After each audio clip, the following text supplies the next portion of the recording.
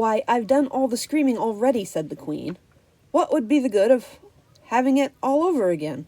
By this time it was getting light. "The crow must have flown away, I think," said Alice.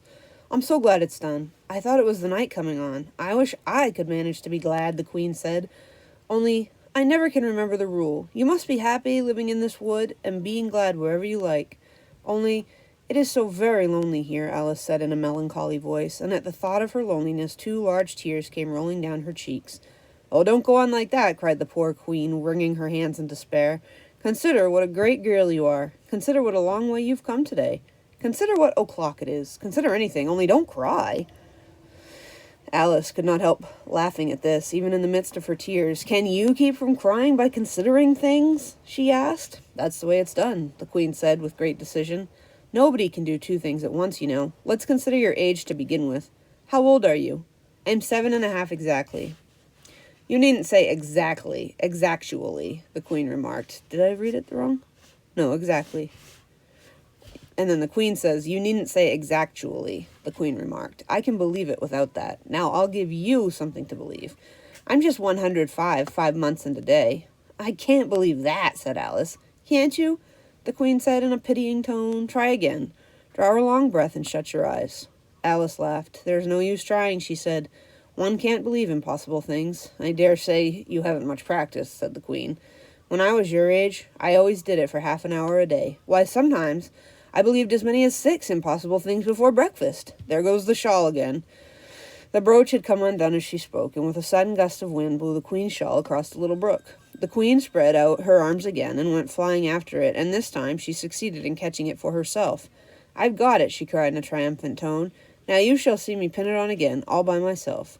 "Then I hope your finger is better now," Alice said very politely, just as she crossed a little brook after the Queen.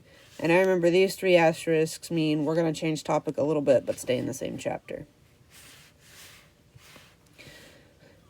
"Oh, much better," cried the Queen, her voice rising to squeak as she went on. "Much better, better, better, bay."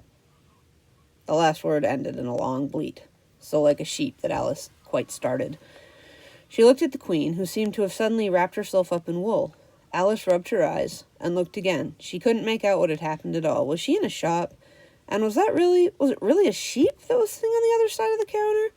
Rub as she could make nothing more of it. She was in a little dark shop, leaning with her elbows on the counter, and opposite to her was an old sheep, sitting in an armchair knitting, and every now and then leaving off to look at her through a great pair of spectacles. "What is it you want to buy?" the sheep said at last, looking up for a moment from her knitting.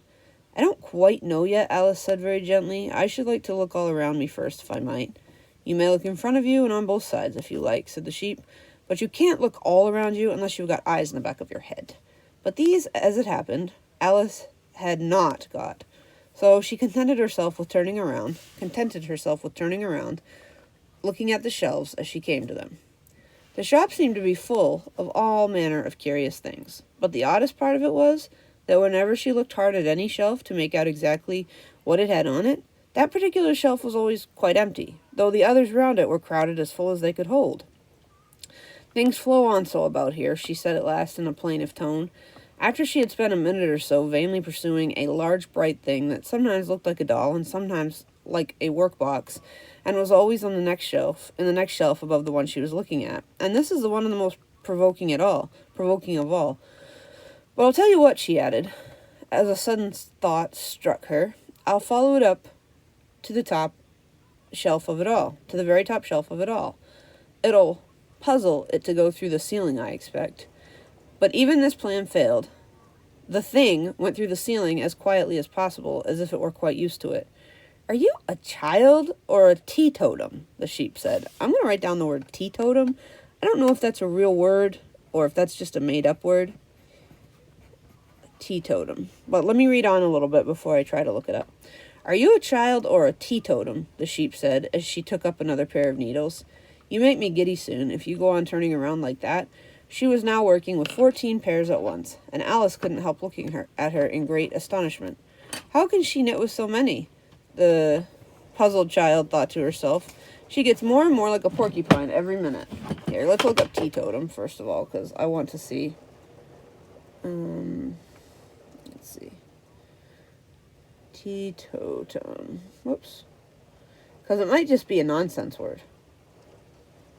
And not an actual word.